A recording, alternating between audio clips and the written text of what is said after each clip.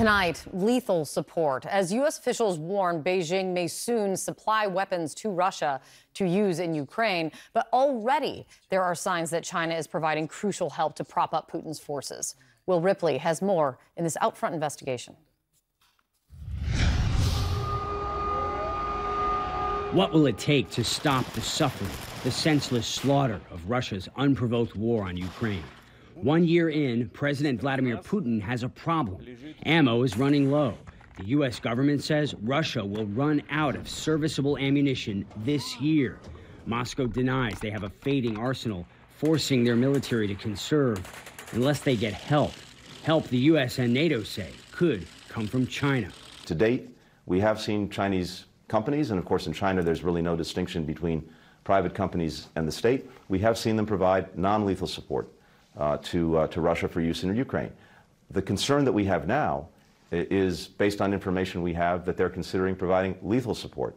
China denies it, calling the claims unfounded, a ploy, a smear. Beijing and Moscow declared a no-limits partnership last year. CNN obtained a new report showing Moscow may already be getting a boost on the battlefield from Beijing. Troves of trade data collected and supplied by the Center for Advanced Studies, a D.C. think tank. The data shows China sending Russian defense companies sophisticated parts. We see the nature of these parts being labeled explicitly for use in military systems. CNN did not verify the data, showing a steady supply of parts, dramatically increasing after the invasion. They could be helping Russia resupply. Rotors for attack helicopters, other parts for communications and controls, radar antenna parts for anti-aircraft missile systems sent to a Russian defense company labeled for military use, the think tank says. Their data shows military assistance from several Chinese companies, even before the war. Dual-use aircraft, radar, and lab equipment flowing into Russia 268 times, shipped by Polygroup or its umbrella company, Poly Technologies, a state-backed Chinese arms manufacturer. CNN contacted Polygroup for comment, along with several other Chinese companies shown in the data. So far, no response.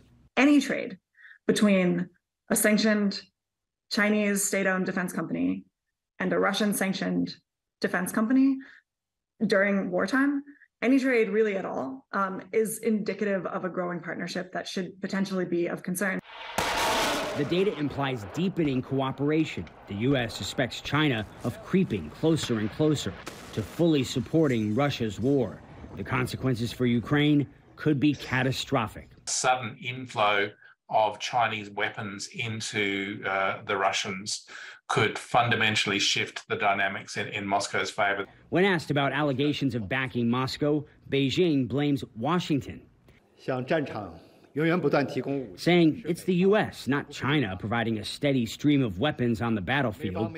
Off the battlefield, trade data reveals Russia may be bypassing Western sanctions, buying blacklisted advanced technology from Beijing, the kind of tech Putin's army needs to power high-tech weapons and communication systems.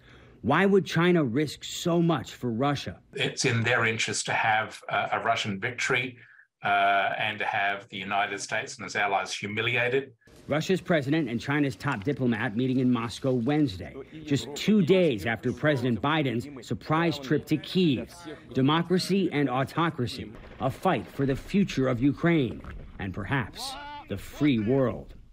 The Chinese foreign minister made that high-profile visit to Moscow just before the one-year anniversary of Russia's invasion of Ukraine, and that meeting is widely believed to be a precursor for a meeting in the coming months between Chinese President Xi Jinping and Russian President Vladimir Putin. What exactly they're going to discuss remains an open question, whether it's China's widely publicized peace plan or something else.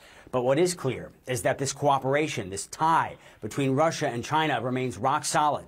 The world's two largest authoritarian powers, both nuclear armed. Kate? Well, thank you so much.